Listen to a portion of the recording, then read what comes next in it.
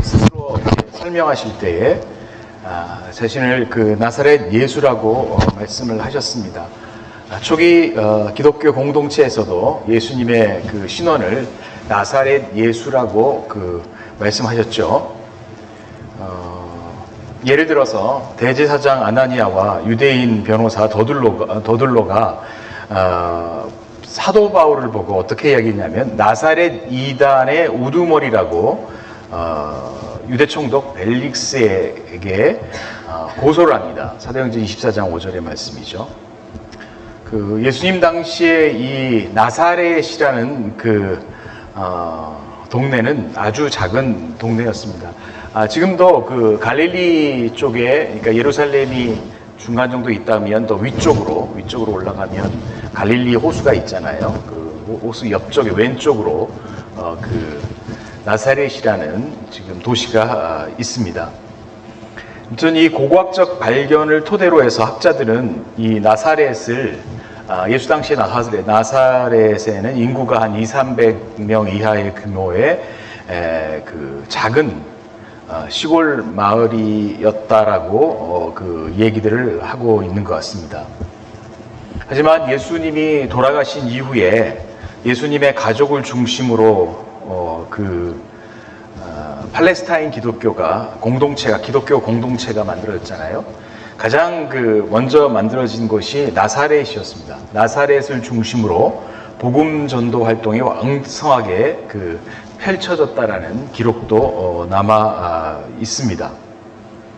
아무튼 나사렛이라는 마을은 대부분이 노동자, 목자, 그다음에 농부, 가난한 사람들이 살았던 주거지였고요. 이들은 주변에 있는 도시에 노동력을 제공했던 시골의 작은 마을이었습니다. 근처에는 한 3,000명가량의 인구가 모인 도시 세포리스가 있었고 디베리아가 있습니다. 디베리아는 지금도 있죠. 그리고 로마에 항전하다가 15,000명이 희생한 얍바라는 도시도 있었습니다. 그리고 나사렛이라는 지역적인 곳은 이스라엘 평야가 한눈에 이렇게 보이는 어떤 고원지대의 좀 분지 형태의 마을이고요. 산이 병풍처럼 이렇게 둘러싸여 있어서 약간 고립된 촌락이었다라고 합니다. 1955년, 1960년 나사렛 발굴을 주도했던 교수의 보고서에 의하면 청동기 시대부터 하스모니아 왕조 이전까지, 그러니까 예수님이 이전에 이제 하스모니아 왕조가 있었거든요. 그 왕조 이전까지 무덤으로 사용된 수많은 동굴들과 석관묘들이 발견된 곳이 바로 나사렛이었다라고 합니다. 따라서 우리가 생각해 볼 수 있는 것은 이 나사렛이라는 동네는 옛날부터 주변 도시의 거주민들을 위해서 쓰이는 공동묘지가 있는 공간이었다는 것을 알 수가 있습니다. 그래서 유대인들에게 나사렛은 부정한 땅이고요. 그리고 또 신약이나 어떤 기독교 문헌 이외에는 어떤 문헌에도 그들 지도에도 잘 나오지 않았던 땅이었다라고 합니다. 그리고 규모도 크지 않아서 존재감이 없었던 변두리 시골 마을이 였을 것이다라고 다들 예상을 하고 있습니다. 특별히 나다나엘의 고백에서는 예수님이 메시아라는 얘기를 했을 때 나다나엘의 어떤 요한복음 1장에 보시면 증언이 나오죠. 나사렛에서 무슨 선한 것이 나오겠느냐, 그렇게 반문한 것을 우리가 알 수 있습니다. 아무튼 예수님과 제자들을 제외한 당시 유대인들에게 나사렛이라는 어휘는 매우 부정적으로 인식이 되었던 것 같습니다. 그리고 사실은 초기 기독교 공동체가 나사렛 예수의 복음을 전할 때 직면하고 어려웠던 장애 중에 하나가 예수가 갈릴리 나사렛 출신이라는 사실이었던 것 같습니다. 하지만 그 오늘날 나사렛은 관광 산업이 번창한 갈릴리의 그 행정 중심지, 한 6만 5천 명이 살고 있는 것 같고요. 그리고 나사렛이라는 그 지금 도시는 카톨릭 신자들도 굉장히 많고 기독교 신자들도 많고, 아마 이스라엘에서 기독교 인구 가장 많은 지역이 나사렛이라는 그 어떤 도시이라고들 합니다. 근데 이 도시의 이제 형성 배경을 좀 보면, 예수님이 태어나기 전 하스모니아 왕조 때 대이스라엘 회복 정책이 있었습니다. 그래서 유대인들이 조금씩 갈릴리로 그 이주를 하기 시작을 했던 거고요. 그래서 유대 지파소에 속한 일련의 사람들이 조금씩 나사렛 근방에 모여들기 시작을 했습니다. 이 시기에 아마도 요셉과 마리아의 선조들도 가족들과 더불어 이 나사렛으로 이주했을 거라고들 예상을 합니다. 요셉은 유다 지파 중에 나단의 가문에 속해 있습니다. 그래서 나단의 가문은 바벨론 포로 이후에 나단의 가문에 굉장히 유명한 사람이 한 명인데 스룹바벨입니다. 스룹바벨이 나단의 가문에서 나왔기 때문에 스룹바벨의 지도력으로 사실은 그 가문은 상당한 사회적 지위와 신분을 지녔고요. 물론 그 고향은 베들레헴이었습니다. 그런데 이제 하스모니아 그 왕조 시대에 어떤 기록에 의하면 어떤 문제가 있었냐면, 이 집안, 이 가문이 정치적 경제적으로 큰 사건을 겪고 가문 전체가 갈릴리 지역으로 이주하게 되었습니다. 그 가문의 좀 슬픈 역사인 거죠. 그래서 슬픈 역사, 가족사로 인해서 사회적 그 상처가 그 가문에 있었던 것 같고요. 그래서 이 가족은, 아마도 요셉의 가족은 갈릴리의 주요 도시가 아닌 별 볼 일 없는 마을로 이주를 했던 거라고 기록되어 있더군요. 사실은 진실을 말하면 아마 이 가문은 에스겔의 환상에 따라서 이스라엘의 회복의 일환으로 하스모니아 왕조가 했던 이주 정책에 의해서 자이반타이반 나사렛 지역에 정착한 것이라고 좀 볼 수도 있을 것 같습니다. 아무튼 나사렛 정착민들은 자연스럽게 이스라엘의 회복을 할 다음 세대를 준비하는 환경이 자연스럽게 만들어졌다라는 것을 우리가 좀 생각해 보면 좋을 것 같습니다. 겉으로는 비참한 신분과 그리고 지위로 어떤 사람들이 인간 공동체의 변두리에서 사는 것처럼 보였지만, 요셉의 선조들은 그 안에서 회당을 세우고 하나님을 경외하는 경건한 삶을 살았을 것으로 생각을 하게 될 수 있을 것 같습니다. 그래서 끊임없이 회당 중심으로 자신들의 처지와 상황을 이렇게 거룩한 전승에 따라서 자신들의 상황을 계속적으로 해석하는 그러한 상황에 있는 것 같습니다. 특별히 다윗 가문은 메시아의 예언에 관심이 참 많았죠. 그래서 오늘 방금 읽었던 것처럼 이새의 줄기 뿌리에서 새싹 가지가 나오리라는 메시아적인 가지 사상을 읽고 그 가문들은 깊이 생각을 했을 거라고 추측을 합니다. 다시 말해서 이사야 11장 1절에 가지와 같은 존재, 그리고 가지와 같은 삶을 산다라고 생각했기 때문에 그 동네 이름을 나자렛이라고 부르기 시작했을 거라고 생각합니다. 나자렛이라는 의미의 어원적으로 어떤 의미가 있냐면, 여러 가지 해석이 있는데 가장 보면 가지라는 해석이 많은 신학자들에 의해서 지지를 받고 있는 해석입니다. 우리가 읽었던 이사야 1장 1절에 이새의 줄기에서 한 싹이 나며 그 뿌리에서 한 가지가 나서 결실을 할 것이요, 라는 그 부분이 있는 말씀이 있는데, 그 마소라 사본에는 네제르라고 발음이 되는 그 단어가 이 가지라는 단어입니다. 이 단어는 1세기 히브리어로 나자르라고 발음이 될 수 있기 때문에 마태복음 4장 13절, 누가복음 4장 16절 나자라라고 기록이 되어 있습니다. 다시 말해서 싹과 가지의 동의어로 볼 수 있는 가지, 이 가지가 결국은 메시아를 상징한다. 메시아 사상을 나타낸다. 이것은 예수 당시에 모든 유대인들이 알고 있었던 개념이라고 합니다. 그래서 이 가지라는 지금 이사야서의 11장 1절에 이 가지의 사상이라는 것이 이 신약을 졌던 모든 저자들에게도 그것을 그대로 계승하는 것을 볼 수가 있습니다.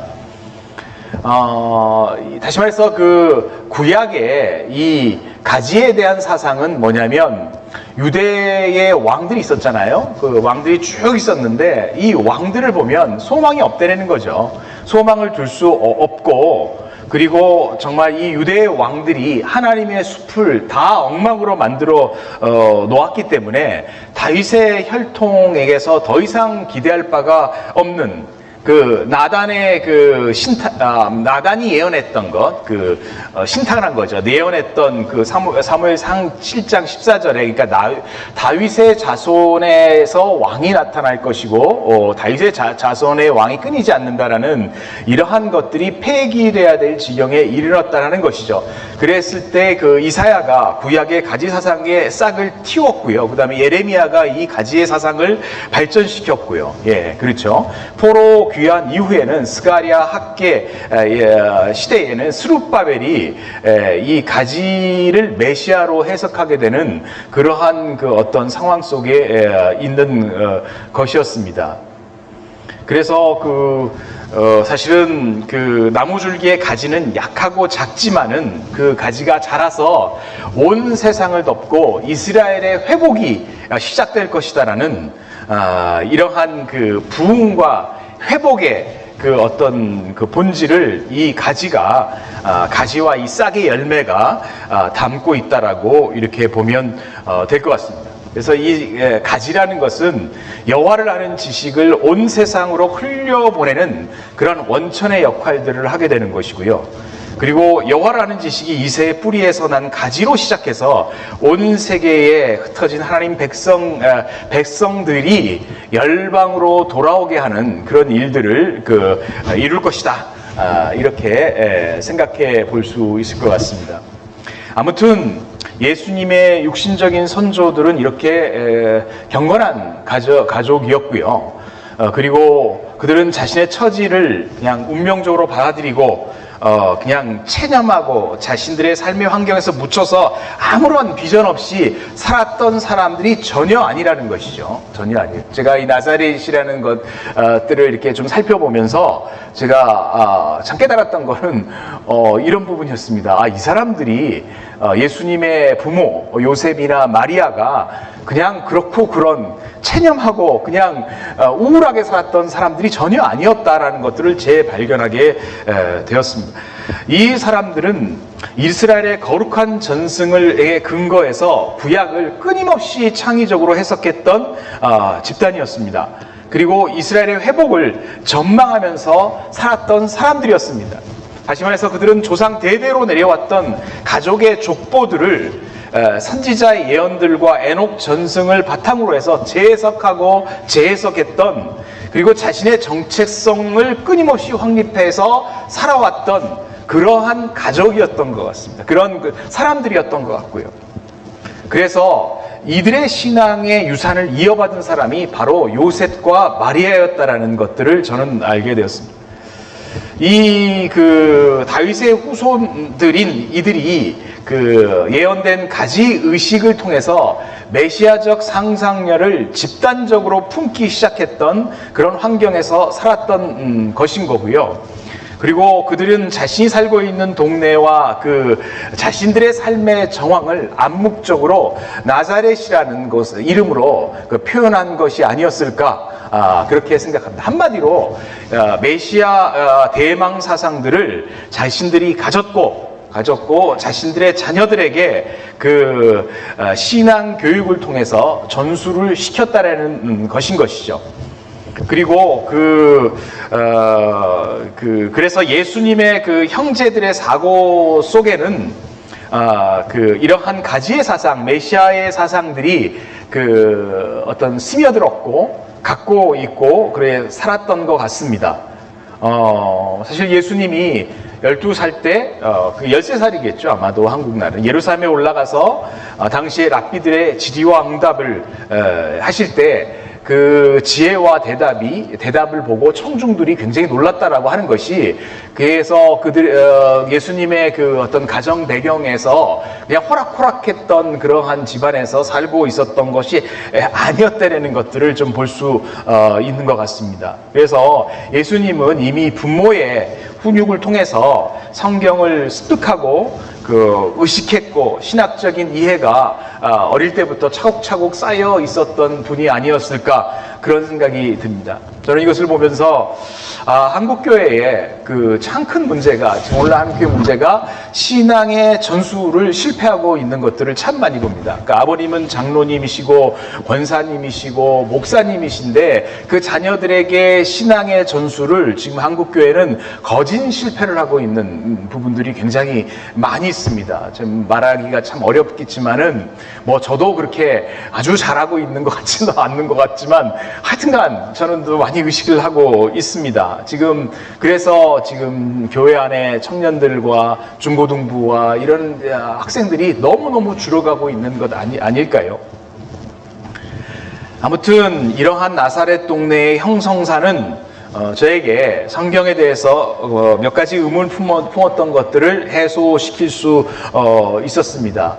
왜 요셉 가문은 족보에 천착을 했는지, 그리고 요셉과 마리아의 신앙의 애티튜드가 어떤 것이었는지, 어떻게 그 시골의 무식한 안악의 입에서 성경 말씀을 보면 그의 팔로 힘을 보이사 마음의 생각이 교만한 자를 흩으셨고 권세 있는 자를 그 위에서 내리쳤으며 비천한 자를 높이시고 줄이는 자를 좋은 곳으로 배불리셨고 부자는 빈손으로 보내셨다도다. 이게 완전히 메시아를 대망하는 기도거든요. 어떻게 그렇게 교육을 안 받는 이 시골의 안악이 이 기도를 할 수 있을까가 저는 그때 하여튼 계속 의심을 가지고 있었던 그 궁금증이었어요. 제 질문으로 갖고 있었던 건데, 제가 이 나사렛 동네 형성의 과정들에 대해서 조금 또 이렇게 정보를 찾아보고 하면서 하나님은 우리의 각자의 가정과 삶을 당신의 섭리대로 정확하게 인도하시는 분이구나, 그런 것들을 좀 알게 되고요. 하나님의 계획은 하나님 나라의 회복이고 이것을 위해서 우리의 삶과 가정과 모든 일상을 인도하고 계신다. 그래서 마리아를 선택하고 그런 것들이 의미가 있다. 그래서 하나님이 아무것도 없는 것에서 난데없이 역사를 일으키는 것도 아니고요, 준비 없는 사람을 아무나 사용하는 것도 아니고요. 하나님께서 사용하는 것은 하나님이 임재를 열망하는 공동체와 하나님 나라를 사모하는 사람들을 통해서 일하시고 그들을 통해서 당신의 비전을 이루시고 보이신다. 이런 것들을 다시 생각해 볼 수 있었습니다.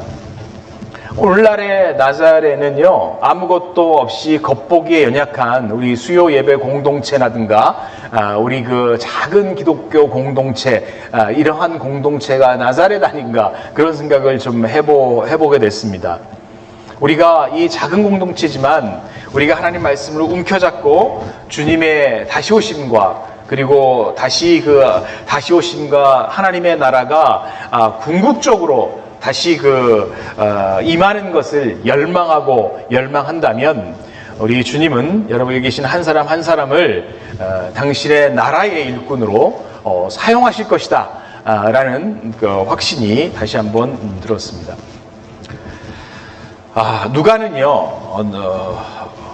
누가는 나사렛 예수의 복음이 그 로마 사회의 아주 변두리, 그 당시 로마 제국의 변두리면서 변두리인 나자렛에서 출발해서 그 다음 갈릴리, 뭐 가나, 디베리아, 뭐 이랬을 때 갈릴리, 그 다음에 예루살렘으로 이어진다라는 것을 진행된다라는 것을 누가복음에서 썼고요. 거기에서 예루살렘의 예수님의 순환과 부활을 통해서 절정에 이른 다음에 그 다음에 유대와 사마리아와 소아시아와 마게도니아와 그리스와 로마를 넘어서 온 세상에 덮는 그림을 그렸던 것 같습니다. 이것이 누가의 저자 누가가 꿈꿨던 쓰려고 했던 부분인 것 같아요. 그러니까 누가복음과 사도행전, 이것은 같은 책이지 않습니까? 그래서 누가는 예수가 누군지 누가복음 1장에서 3장까지 밝히고 예수님의 사역과 방향과 목적을 나타내는 청사진을 오늘 읽었던 본문의 나사렛 선언을 통해서 천명을 했고요. 그리고 새 이스라엘의 대표로 12 제자를 선택해서 훈련을 시키셨습니다. 그리고 이 나사렛 선언의 기초에서 하나님의 예수의 복음, 하나님 나라 복음이 어떻게 선포와 치유와 축사와 가르침을 통해서 전파됐는지를 누가복음에서 샅샅이 기록했고요. 그리고 예루살렘 사역을 통해서 하나님 나라 복음이 예수의 순환과 죽음과 부활과 승천을 통해서 완성된 것들을 묘사를 했습니다. 그리고 이 복음이 당시 유대교의 핵심인 율법과 성전과 이렇게 막 부딪히잖아요. 그래서 갈등이 고조됐고, 최종적으로 십자가와 부활을 통해서 이 율법과 성전이 해체시키는 것들을 기록하고 있습니다. 그리고 사도행전을 이렇게 보게 되면 1장 8절에 가장 중요한 주제가 나오잖아요. 오직 성령이 너에게 임하시면 너희가 권능을 받고 예루살렘과 유대와 사마리아와 땅끝까지 이르러 내 증인이 되리라는 말씀을 기록하고, 그래서 사도행전 1장에서 5장까지 제자들이 성령을 이렇게 성령이 강림하여서 예수의 공동체가 세워지는 과정을 기록했고, 사도행전 6장을 보면 예루살렘 중심으로 히브리파와 헬라파가 갈등을 일으켰고, 그 다음 후에 스테반의 설교와 순교의 장면들이 그렇게 기록되어 있는 것들을 좀 봅니다. 그래서 사도행전 8장에서부터 12장까지 보게 되면 복음이 땅끝까지로 가기 위해서 장애물을 이렇게 넘어가야 된다는 것들을 우리가 볼 수 있고요. 그래서 그 과정에는 바울의 회심도 있었고, 그리고 베드로의 고넬료 사건도 있어서 복음이 열방으로 이렇게 전해지는 어떤 과정에서 촉매제 역할 되는 사건들이 계속적으로 기록되고 있습니다. 그리고 바울의 3차에 걸친 이방의 선교 과정들이 기록되어 있었죠. 사도행전 22장, 26장을 보면 바울이 예루살렘 방문과 체포와 체포돼서 예루살렘 방문하게 되고 재판 과정을 통해서 복음이 제국의 중심을 향한다라는 것들을 이렇게 기록했습니다. 27장, 사도행전 27, 28장 보면 이 한계를 극복하고 복음이 제국의 중심인 로마에 도달하는 것들을 우리가 볼 수 있습니다. 그러고 난 다음에 갑자기 이야기가 끝나요. 그러니까 완전히 열린 결말처럼 뒤에가 참 궁금한데 그 다음에는 없잖아요. 사도행전. 그러니까 이 열린 결말이기 때문에 그 다음에 너희들이 하는 거다라고 하는 독자를 초청하는 것 아닌가, 그런 생각이 듭니다. 아무튼 사도행전은 이렇게 세상의 중심으로 복음이 행진하고 이렇게 나아가는 것들을 이렇게 보게 됩니다. 사실 오순절 강림 이후에 사실은 복음은 동서남북으로 다 흩어졌습니다. 그래서 복음 전도에 신실한 증인들이 계속 나오는 거죠. 남으로는 에티오피아, 북으로는 아르메니아, 동으로는 바벨론, 인도까지 흩어져서 다 복음을 전하게 됐습니다. 사실은 동서남북 전 세계로 복음이 전해졌는데 누가가 기록한 것은 로마가 그때 가장 중요하기 때문에 로마로 그 복음이 전해지는 그 과정을만을 가장 중요하게 기록한 것 아닐까 생각합니다. 아무튼 지금까지 제가 한 말을 정리를 하면 그 문명의 변혁인 거죠. 복음은 나사렛에서 시작해서 갈릴리로 가고 예루살렘으로 가고 예루살렘에서 전 세계로 로마까지 이렇게 전개되는 것이었고요. 그리고 이 나사렛이라는 주변부에서 영적인 반란과 메시아적인 어떤 사역의 거점이 이 나사렛에서 시작됐고 그랬다라는 것이죠. 그래서 일단 나사렛과 갈릴리가 사역의 플랫폼이 돼서 이를 바탕으로 해서 철저히 신약성서를 읽어보면 예루살렘 중심성 자체가 해체가 되고 나아가서 지중해 패권을 잡았던 로마의 중심성까지도 다 해체를 시켰고, 그 다음에 하나님 나라의 복음이 땅 끝까지 전해지는 과정들을 우리가 그린 것들을 이렇게 보게 됩니다.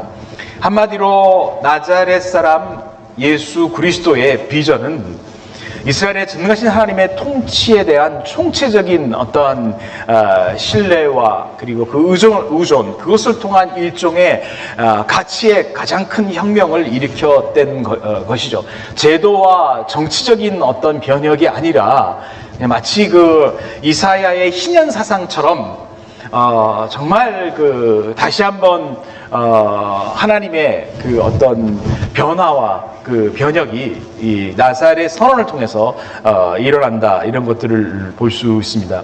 오늘 읽었던 누가복음 4장 16절에 이렇게 나사렛 선언이 나오잖아요. 나사렛 선언이 나오는데 사실은 대중 앞에서 이렇게 예수님이 자신의 직무를 수행할 때 첫 번째 발언과 첫 번째 어떤 사역은 매우 중요한 의미를 가지고 있다고 생각합니다.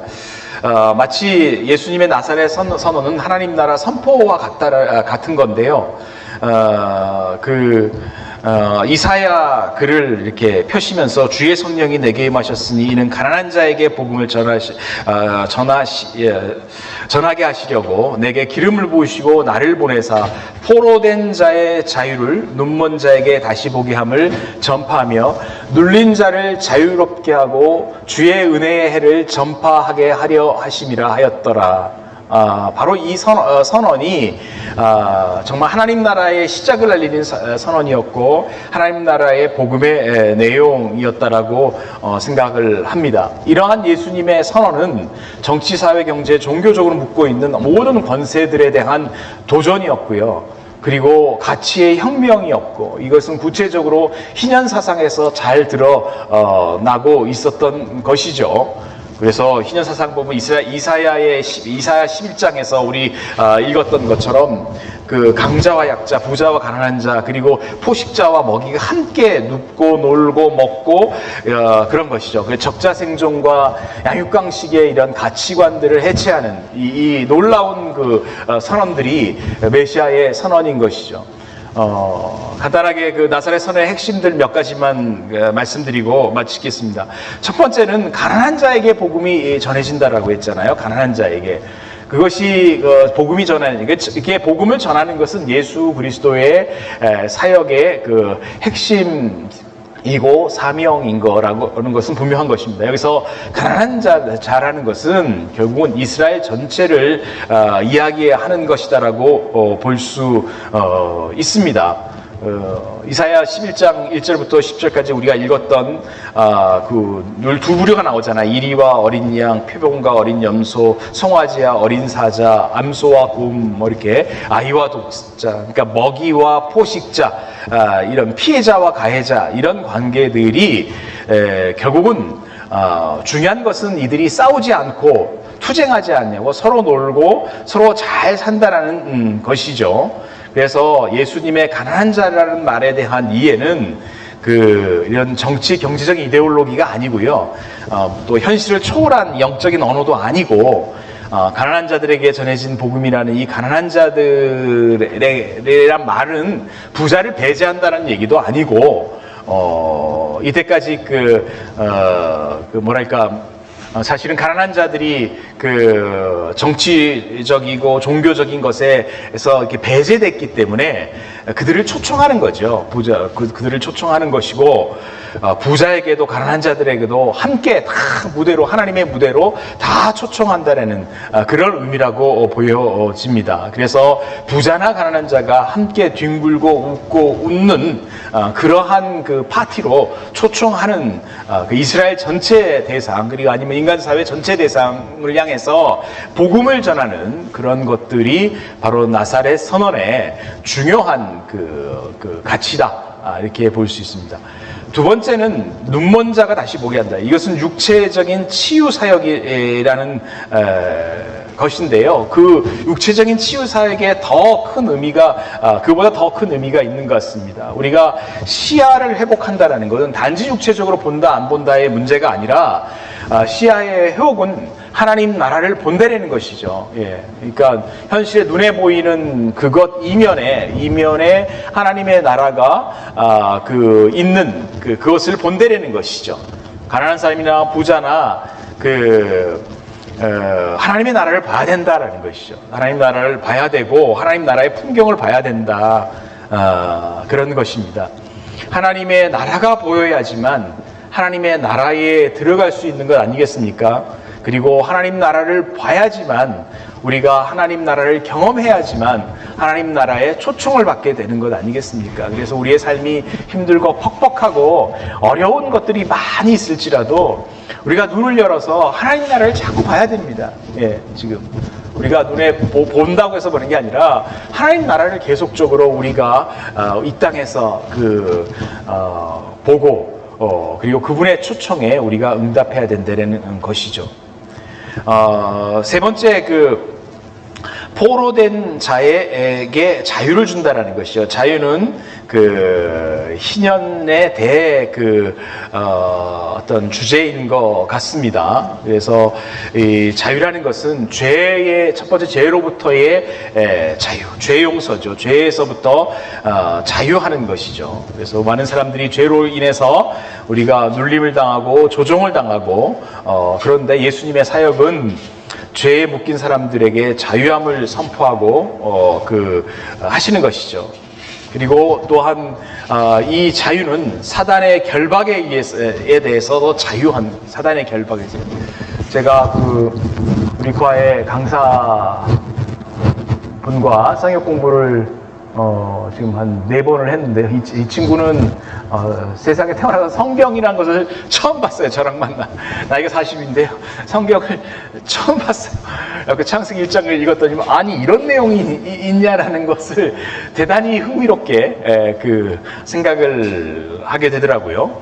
첫 번째 성경을 같이 모임을 하고 난 다음에 카톡으로 왔던 거는 자신의 정신적인 억압이 사라진 것을 느꼈다라고, 그렇게 문자가 오더라고요. 그래서 두 번째, 세 번째, 네 번째를 만났는데, 네 번째 만났는데 자기가 잘 알고 있는 후배를 좀 데려와야 되겠다, 그렇게 얘기를 하더라고요. 그 후배는 그러니까 귀신에 많이 눌려요. 실질적으로 많이 눌려서 환시와 환청이 막 아스팔트 가자켓 타고 오고, 학원 선생님을 하고 있었는데, 그러니까 미대 사립대 미대 대학원도 마쳤는데요. 영적인 눌림이 굉장히 심해서 그냥 막 바닥이 일어나게 되고, 막 그런 영적인 눌림들이 심한 친구라고. 그래서 데려와서 말씀 보자. 걔에게 중요한 것은 정말 말씀이고 영적인 힘을 길러야 된다, 이런 부분들을 얘기를 했습니다. 자유는 이렇게 어두운 영 가운데 눌리는 자들을 자유케 하는 말씀의 힘이 있다라는 것이죠. 뿐만 아니라 사회의 정치, 경제, 종교, 이러한 구조 악배후에는 악한 영들이 있는데, 여기에서부터도 자유를 한다는 것이죠. 우리가 사단의 심장을 끊어놔야지만 그 인간과 사회는 자유를 누릴 수 있을 거라고 생각이 됩니다. 아마도 이런 인간을 속박하고 조종하는 사단의 권세를 결정적으로 무력화시키기 위해서 나사렛 예수님이 십자가의 길을 걸었고, 십자가에서 자신의 죽음을 통해서 우리 인간을, 우리 사람들을, 자신의 자녀들에게 자유를 주신 것인 거죠. 정리를 한번 해볼까요? 나사렛 예수님이 창출한 가치가 무엇인가?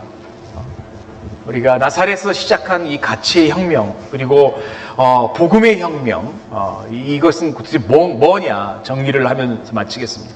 첫 번째는 섬김의 가치일 거라고 생각합니다. 예, 죄의 만찬 이후에 누가 크냐 이렇게 막 얘기를 했지만, 예수님이 가르친 것은 이방 왕들처럼 군림하고 지배하고 조종하는 것이 아니라 철저히 섬기는 자가 되어야 된다. 제자들의 발을 씻기시면서 섬김의 가치들을 분명하게 나사렛 선언에서 분명히 보여주셨다라고 생각을 합니다. 두 번째 가치는 나눔의 가치라고 보여집니다. 예수님의 어떤 사람들과 교류하는 방식을 되도록이면 내가 누구에게 뭘 베풀 때 되돌려 줄 수 없는 자들에게 베풀어 주는 것을 되게 선호를 하셨고요.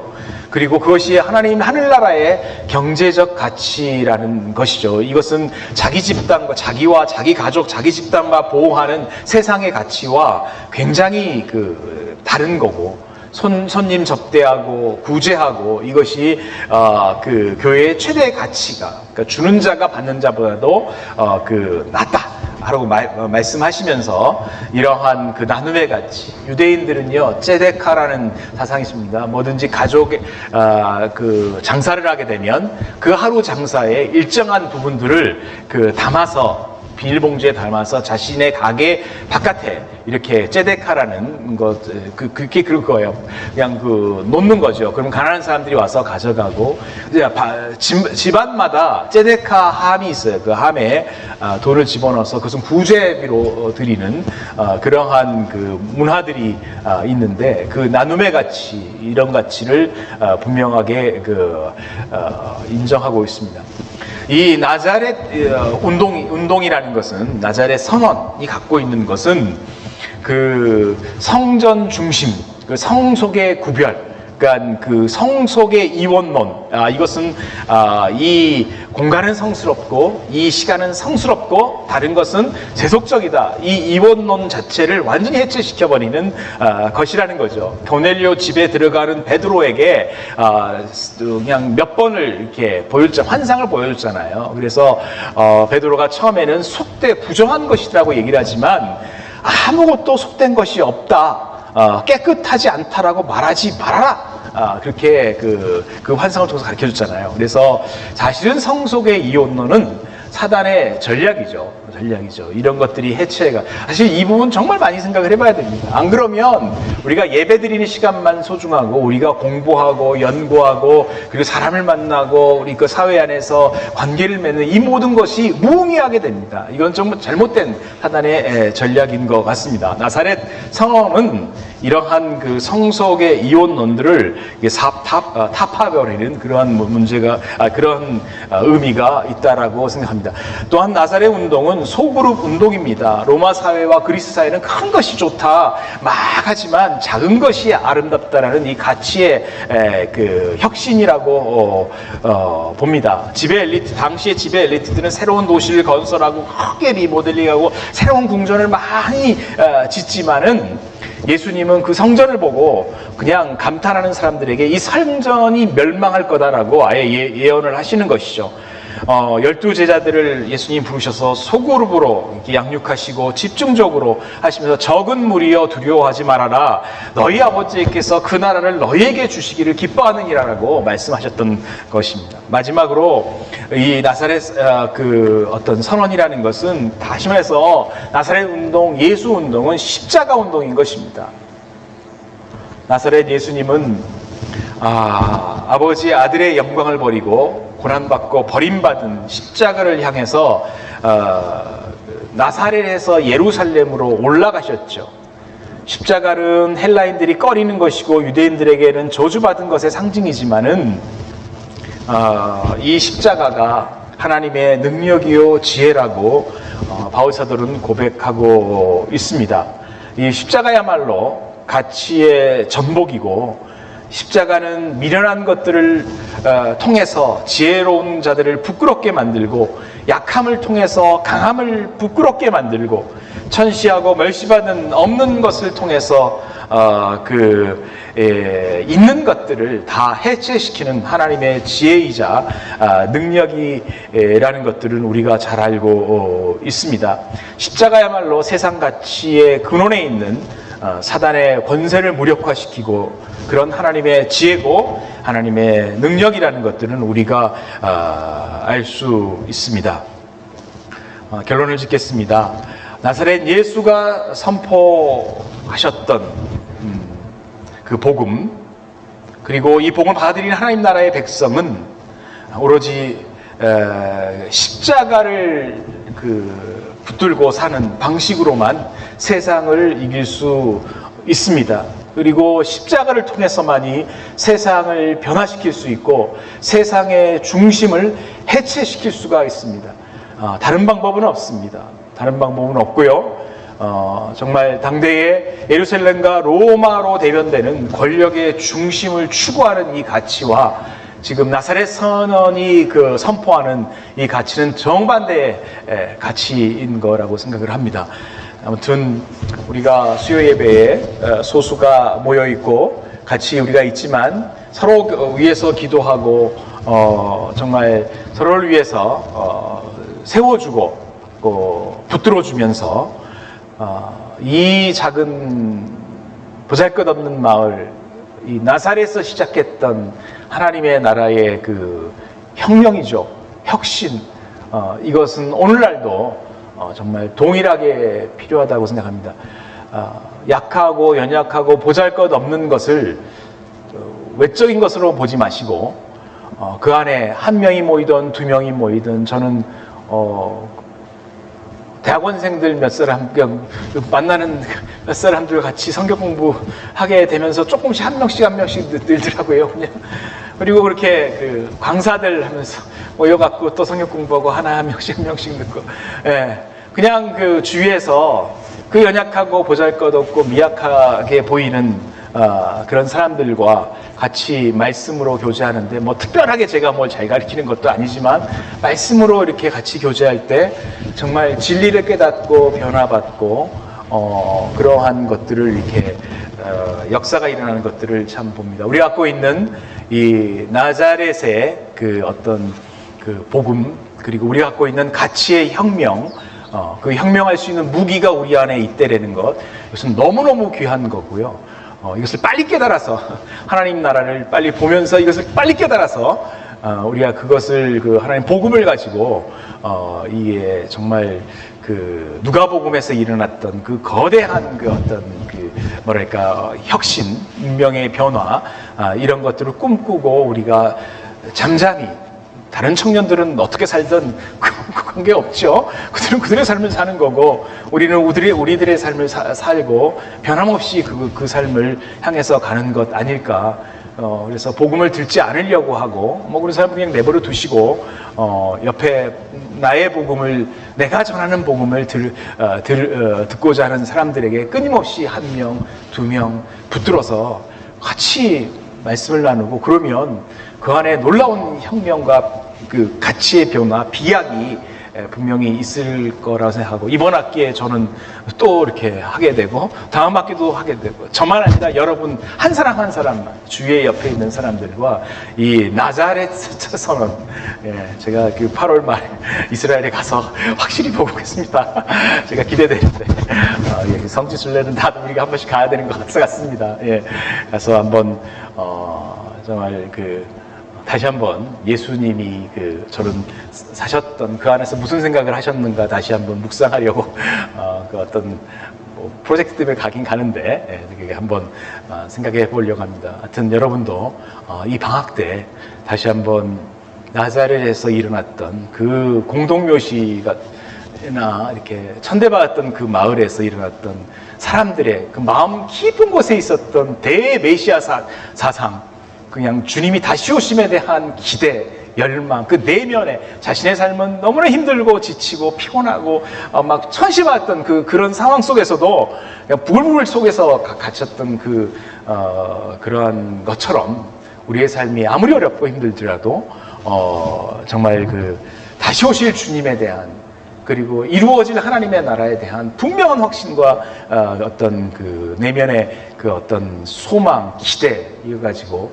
우리가 이 청년의 때를 살아야 해야 할 것 같고요. 그러면 여러분을 통해서 하나님께서 정말 하나님의 나라를 어떤 보여주실 거고, 하나님 나라가 이렇게 커져가는 것들을 증거로 보여주실 거라고 저는 확신합니다.